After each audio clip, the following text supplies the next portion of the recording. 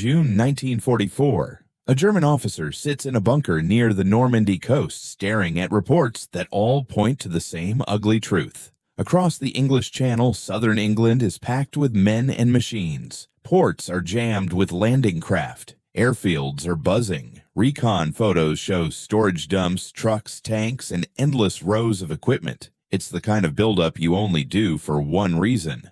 An invasion is coming. For the Germans defending the coast, this isn't a movie scene. It's a countdown. If the Allies get a foothold, the whole Western Front cracks open. So the job is simple on paper and brutal in reality. Hold the beaches long enough for reinforcements to arrive, then smash the attackers back into the sea. The stakes feel as high as it gets. But here's the twist. If you zoom out, D-Day only exists because of a different fight. A fight that happened 4 years earlier when Germany looked almost unstoppable and Britain looked like it was running out of road.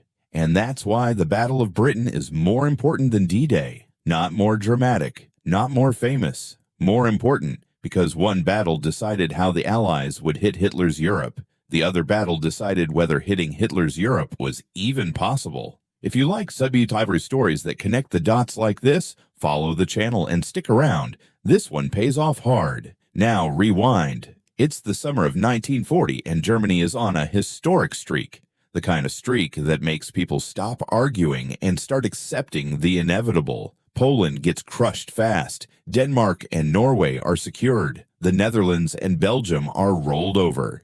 Then comes France. France, the country many people assumed would be the wall Germany couldn't break. Instead, France collapses in a matter of weeks. That shock lands like a punch to the whole world. Military plans that looked smart on paper suddenly look outdated. German armies are moving faster, hitting harder, coordinating better, and breaking opponents before they can even adapt. And Britain? Britain gets forced into the worst kind of escape. At Dunkirk, hundreds of thousands of British and Allied troops are evacuated, but it's chaos. The men get out, but the heavy gear doesn't. Tanks, artillery, vehicles left behind on the beaches. Britain saves its soldiers, but it loses a huge chunk of its equipment. So by mid-1940, Britain is isolated. No European ally is left standing in the field.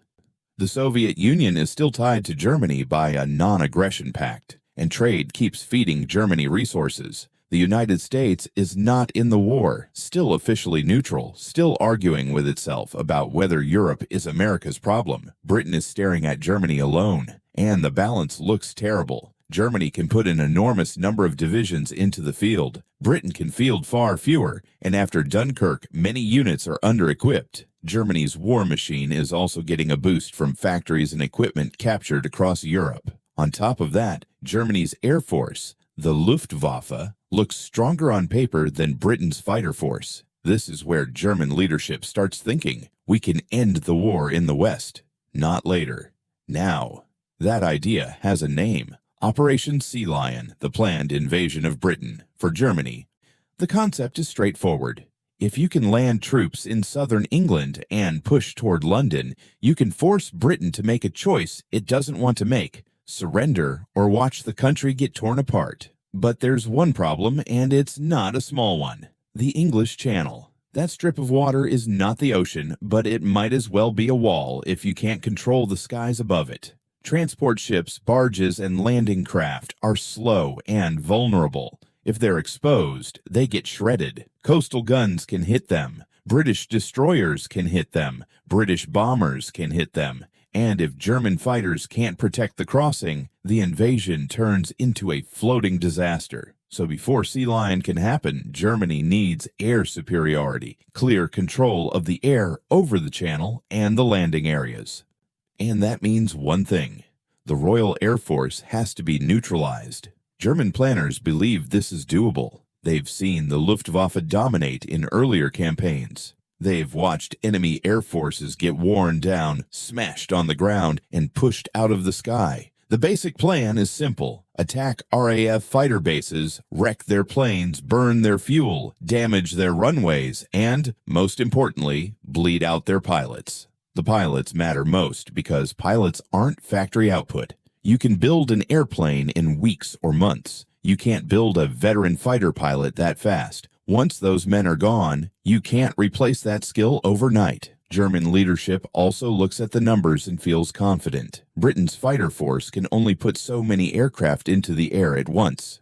Germany can field a much larger total force when you count fighters, bombers, and dive bombers. In the summer of 1940, the Luftwaffe seems to have the advantage in quantity, and its pilots have recent combat experience. Even German aircraft performance doesn't look like a weakness. The Messerschmitt Bf 109 is a serious fighter. British planes like the Spitfire and Hurricane are good too. But this isn't a situation where Britain has some magic technology that makes Germany helpless. So Germany thinks it can do what it has done everywhere else: apply pressure, keep applying pressure, and let attrition do the work. Some German planning assumptions even treat the RAF like a math problem. If British fighters are limited and they lose a certain percentage each day, then after a few weeks, the RAF should be cracked. But here's what that kind of math misses. Math only wins if the enemy accepts the conclusion. Britain doesn't. Britain knows it can't play this like a normal war because it isn't a normal war. If Britain loses control of the skies, an invasion becomes possible. If an invasion becomes possible, Britain might not get a second chance. So Britain changes the rules of the fight. First, Britain has radar. That matters more than most people realize. Radar doesn't shoot down planes, but it tells you when the planes are coming, where they're coming from, and roughly how many. That means RAF fighters don't have to waste fuel and time flying blind patrols hoping to bump into the enemy. They can wait, conserve strength, then launch at the right moment. That single advantage multiplies everything else. Second, Britain has a system for controlling the fight, an organized network that connects radar stations, observers, and fighter squadrons. Instead of chaos, you get coordination. Instead of guessing, you get direction. Third, Britain is fighting over home ground. That sounds obvious, but it's huge. When a British pilot gets hit and bails out over England, there's a real chance he lives and flies again. When a German pilot bails out over Britain, he's captured. He's done. The RAF can sometimes recycle survivors back into the cockpit. The Luftwaffe often can't. Fourth, Britain protects and disperses aircraft production. It adapts. It improvises. It pushes replacement planes into the system as fast as possible, even when bombs are falling. German intelligence doesn't always see the full picture of how quickly Britain is replacing losses. All of that matters tactically, but the strategic difference matters even more. Germany wants to win badly, but Germany can survive not winning this month. Germany can choose to shift focus, delay, or change targets. Britain doesn't have that luxury. Britain can't afford a pretty good effort. Britain can't afford to be almost okay. For Britain, this is survival. Lose the Battle of Britain, and the war doesn't just get harder. The war might end right there, on terms written in Berlin. And if Britain falls in 1940, the world changes in ways that are hard to even put into one sentence. No independent Britain means no safe staging ground off the coast of occupied Europe. No place for Allied air power to sit close to the continent. No base for a future invasion. No secure hub for coordinating with resistance movements and governments in exile. And for the United States, a Europe dominated by Nazi Germany becomes a completely different problem than the one America actually faced. So while D-Day is a massive operation with massive courage, the Battle of Britain sits underneath it like a foundation. Without the foundation, the whole structure never gets built. That's why German planning in 1940 keeps circling back to the same key idea. The RAF has to be pushed out of the fight. If that happens, Sea Lion becomes possible. If Sea Lion becomes possible, Britain may have to surrender. And if Britain surrenders, the war in the West looks finished. So Germany leans into the air campaign, and for a while, it looks like it might work. Airfields are hit, runways are cratered, planes are destroyed on the ground, pilots are pushed to exhaustion, squadrons rotate in and out, barely catching their breath before going back up again. Britain is trying to hold the line with limited resources, knowing that each day it lasts matters. This is not a clean victory story. It's an endurance test. Britain's win condition is brutally simple: do not collapse.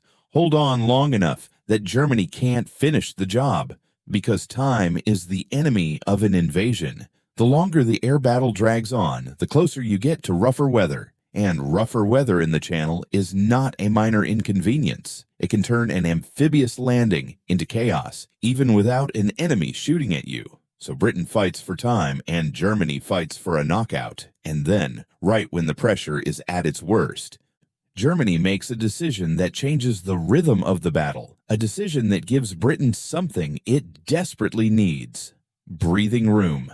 That decision is where we pick up in Part 2. By late summer 1940, the air war over southern England is turning into a grind nobody in Berlin expected. German raids keep coming. RAF stations keep getting hit. Pilots keep getting pulled back into the cockpit, even when they're running on fumes. On some days, Fighter Command is so stretched that leaders are making ugly choices: who gets rested, who gets sent up again, and which areas simply have to take the hit because there aren't enough fighters to cover everything. This is the moment people miss when they treat the Battle of Britain like a quick highlight reel. It wasn't clean. It wasn't comfortable. Britain wasn't cruising. Britain was surviving by inches. And for Germany, the goal is still the same: break Fighter Command so completely that the Channel becomes safe enough for an invasion fleet. But here's where strategy starts to wobble. Germany has a real problem that doesn't show up on a scoreboard. Even when the Luftwaffe is inflicting damage, it's not getting the final result it needs. RAF squadrons keep showing up. Airfields get cratered, then patched. Planes get lost, then replaced. Pilots get killed, but others keep stepping forward. And radar keeps giving Britain the one thing it can't live without: warning. German planners had expected a clean downward curve. British strength was supposed to drop, and drop fast. Instead, the RAF acts like a fighter who won't go down. That's not just frustrating. It's dangerous for Germany, because time is not neutral. The longer this takes, the more complicated everything becomes. Weather shifts, days shorten, sea conditions change, and the invasion plan, moving thousands of men across a narrow but violent stretch of water, gets riskier by the week. Germany doesn't have endless chances to try Sea Lion. It has a window, and that window is closing. Now add another pressure point. Germany is not fighting this air battle from a calm, controlled place. It's fighting with leadership politics, competing priorities, and arguments over what targets matter most. At the core, there are two ways to think about the bombing campaign. One approach says, stay focused. Keep hitting RAF airfields, repair shops, fuel, and command centers. Keep pushing Fighter Command toward collapse. The other approach says, hit Britain's cities hard. Break morale. Shake the government. Make the public demand peace. If you can crack the will, you don't need to destroy every squadron. That second idea is tempting because city bombing looks decisive. It feels like pressure the whole nation can't ignore, and eventually Germany shifts more of its effort toward London. This is where the story turns, because bombing London is terrifying and deadly and politically huge. But it also changes the immediate military equation in a way Britain can actually use. When the Luftwaffe eases off the concentrated attacks on many RAF airfields and fighter sector sites, Fighter Command gets something it has been begging for: time to recover. Not a vacation, not safety. Time. Time to rotate battered squadrons. Time to fix runways. Time to bring replacements into units. Time to reorganize. Time to catch a breath and then keep fighting. So while London suffers, Fighter Command stabilizes. And as long as Fighter Command is still alive, Germany does not have what it needs for an invasion. This is the hard truth of Sea Lion. It can't be maybe air superiority. It has to be real control. Because if German transport is caught in the Channel without protection, it's going to be slaughtered. The Channel is narrow. At its tightest, it's not far at all, but it might as well be a moat filled with knives if you don't own the sky above it. That's why, in mid-September 1940, Germany reaches a decision that tells you everything. On September 17, 1940, Hitler postponed Sea Lion indefinitely. In plain English, the invasion is not happening. Not because Germany suddenly became kind, not because Germany suddenly ran out of courage. Because the conditions weren't there. The Luftwaffe had not destroyed Fighter Command. And without that, the crossing is too risky.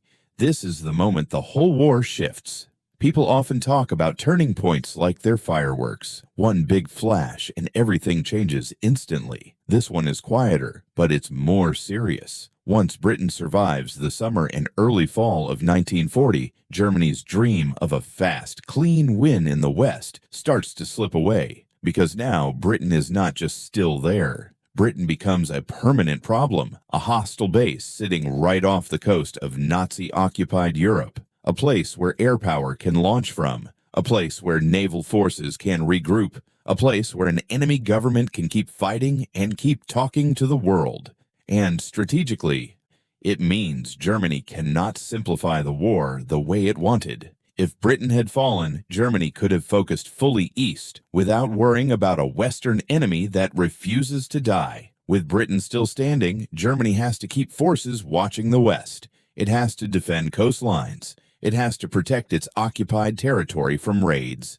It has to think about air defense and shipping and threats it hoped to erase. This is not just an inconvenience, it's a long-term drain. And long-term drains are how overconfident empires lose. German officers understood that, even if they didn't always say it out loud in the moment. After the war, more than one German leader admitted the same basic idea. Once Britain held, Germany's situation stopped being clean. The timeline stretched. More enemies got time to organize. And in a long war, Germany was going to run into a wall it couldn't break. Industrial output, manpower, and the fact that its enemies could replace losses faster than it could.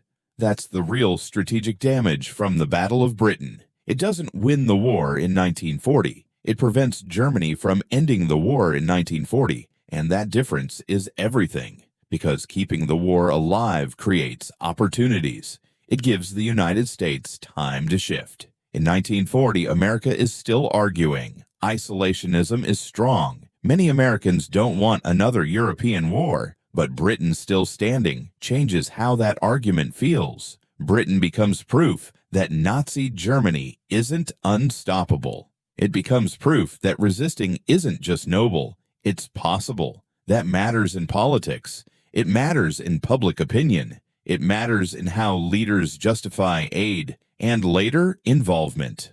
And Britain isn't just surviving emotionally, it's surviving materially. Britain becomes the first major receiver and organizer of large-scale external support. That pipeline, ships, supplies, weapons, food, doesn't exist the same way if Britain is out of the war. And without Britain, the whole shape of Allied cooperation shifts. Now look at the Eastern Front through that lens. Germany invades the Soviet Union in June 1941. That's a separate giant story, but here's what matters for our point. Fighting the Soviet Union is already a massive gamble. It's huge distances, brutal climate, and a war of resources. If Britain had been neutralized, Germany could have thrown more attention and more forces east without worrying about a hostile island nearby acting as a launching pad for pressure from the west. With Britain still in the fight, Germany doesn't get that clean focus. And that matters over time, because the Soviet Union isn't defeated quickly, and Germany gets pulled into the kind of long war it was trying to avoid. Now zoom forward again, and look at the world by 1944. Germany is still fighting, but it's fighting under a mountain. The Soviet Union is pushing from the east. Anglo-American air power is smashing industry and infrastructure. Germany's submarines are being hunted more effectively. Germany's air force is not the same weapon it was in 1940. Losses pile up, and experienced crews are hard to replace. Germany's allies are weaker, collapsing, or switching sides. By mid-1944, Germany is not the unstoppable force from the summer of 1940. It's a state that is being squeezed. This is where D-Day enters the picture as a massive, heroic, complex operation, and it deserves its fame. But strategically, D-Day is not the moment the war becomes possible. It's the moment the war becomes faster, because the war was already possible only if Britain was still standing. Think about what D-Day physically required. An invasion fleet doesn't spawn out of thin air. It needs ports. It needs warehouses. It needs airfields. It needs training grounds. It needs hospitals. It needs millions of tons of fuel, ammunition, rations, spare parts. It needs headquarters, planning staff, radios, code systems, and constant coordination. And it needs all of that within range of the beaches of France. There is exactly one place that works: Britain. Every major piece of the Normandy invasion depends on Britain as the staging area. Ships crossing the Channel launch from British ports. Fighters and bombers providing cover fly from British airfields. Troops train in Britain, gather in Britain, and depart from Britain. So when people say D-Day was the decisive battle, they're skipping a step. D-Day is a decisive operation inside an already survivable war. The Battle of Britain is the reason the war stays survivable at all. Without 1940, 1944 doesn't happen. And once you see that, the comparison sharpens. D-Day answers, how do we break into Fortress Europe? The Battle of Britain answers, do we even get a chance to try? And those are not equal questions. One is about method and timing. The other is about existence. In Part 3, we'll tie the knot completely. Why D-Day, for all its size and sacrifice, sits on top of a strategic reality created in 1940, and why popular memory often flips that order.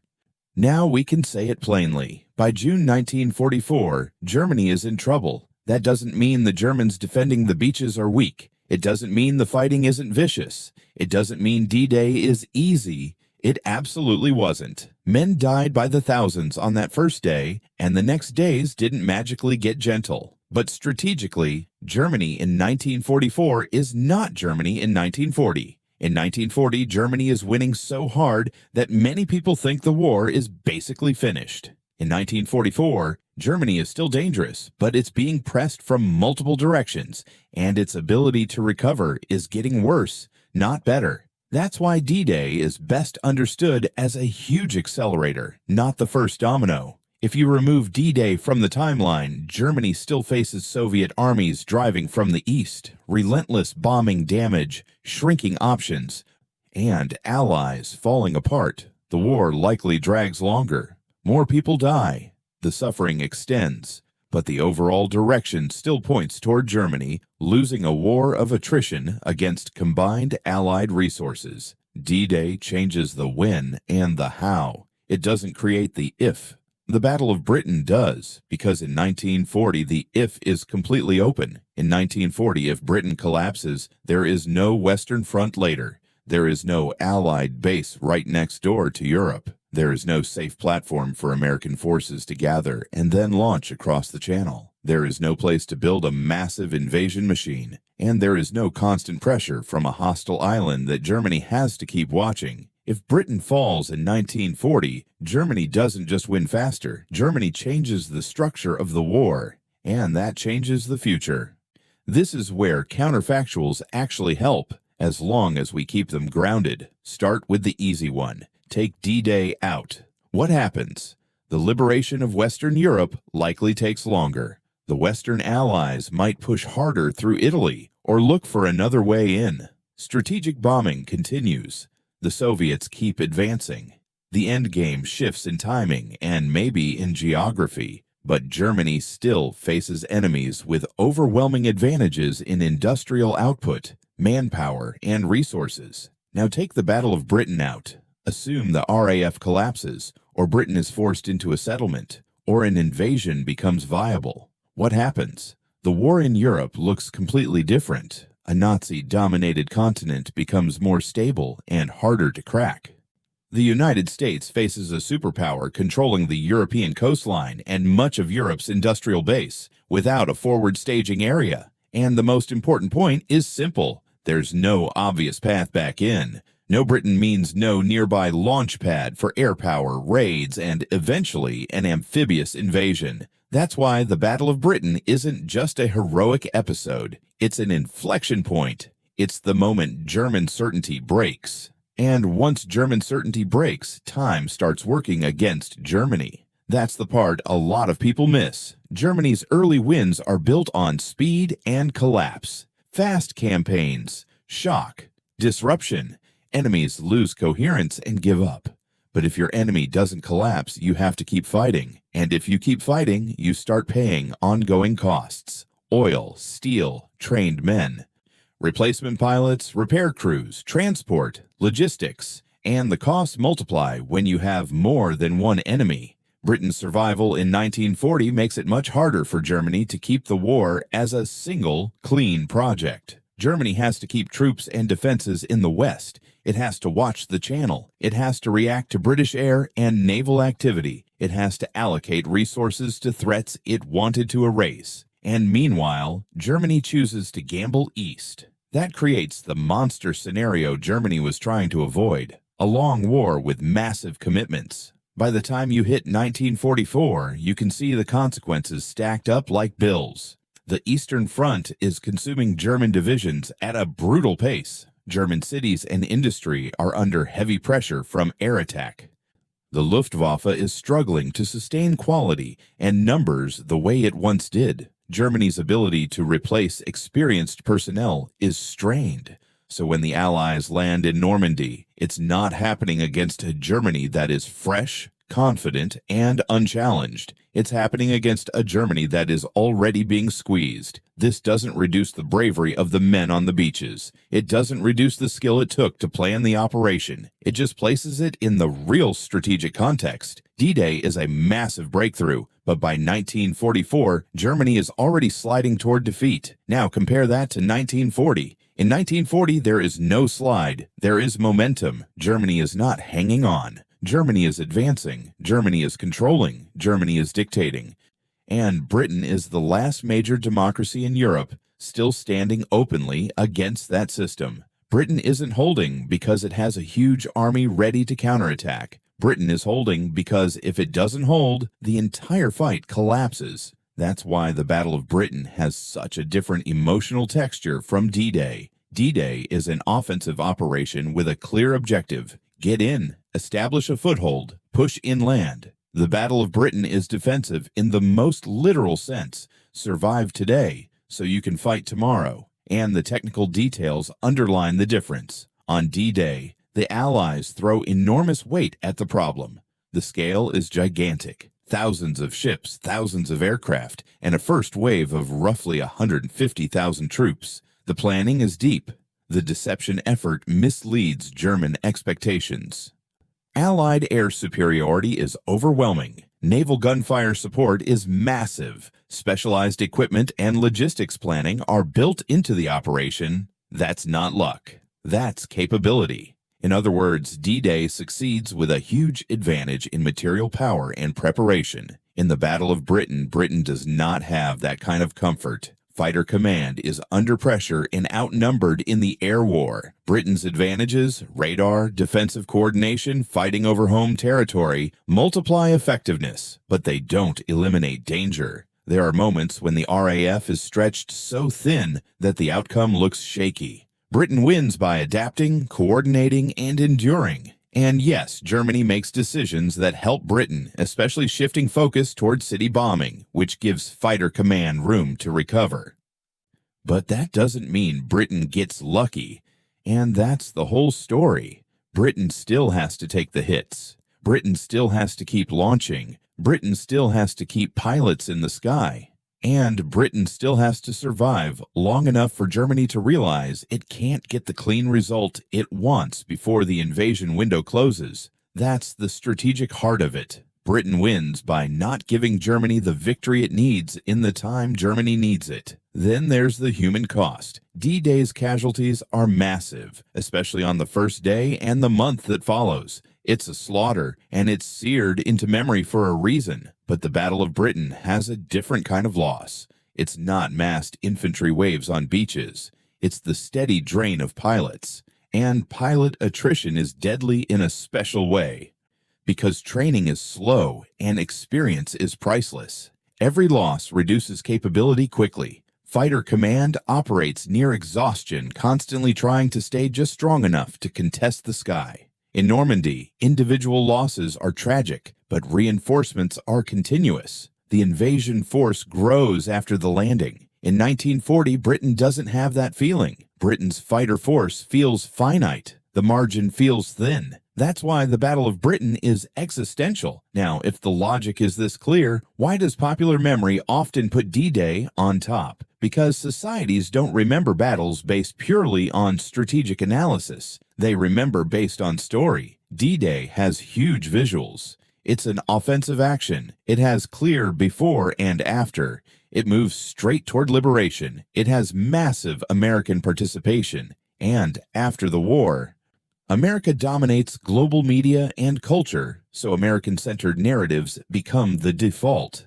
The Battle of Britain is different. It's air combat, which is harder for some people to visualize. It's defensive. Its victory is not a parade. It's survival. And survival doesn't always feel like a satisfying ending. It feels like continuing the grind. So in a world shaped by films, school curricula, and the most dramatic images, D-Day becomes the centerpiece. Meanwhile, the Battle of Britain becomes the thing that happened earlier. But earlier doesn't mean less important. Earlier can mean foundational. And that's the point. D-Day is the spectacular execution of a strategy that only exists because Britain stayed in the fight. The Battle of Britain is the moment the war's outcome stops being locked in Germany's favor. It doesn't guarantee Allied victory. It makes Allied victory possible. That's the difference between a turning point and a breakthrough. A breakthrough breaks into the enemy's position. A turning point changes the direction of the whole war. That's why, by any serious strategic standard, what the battle decided, what depended on it, and what the alternatives looked like, the Battle of Britain matters more than D-Day. This is not an insult to D-Day. D-Day deserves every bit of respect it gets. It was a triumph of planning, coordination, courage, and sheer will under fire. But it was a triumph built on a platform, and that platform is Britain surviving 1940. So if you want the cleanest way to remember it, it's this. D-Day answers the question, how do we finish this? The Battle of Britain answers the question, do we get to keep fighting long enough to finish it? Britain answered that in 1940 with radar screens, torn up runways, exhausted squadrons, and pilots who kept climbing into the sky because there was no other option. America helped deliver the final blow later with overwhelming force and combined Allied power, but Britain's refusal to go down made the final blow possible at all. That isn't as cinematic as storming a beach, but it's the kind of victory that changes the world. And in the end, importance isn't about spectacle. Sometimes the most important moment is the one where a country simply refuses to lose, long enough for history to swing back the other way.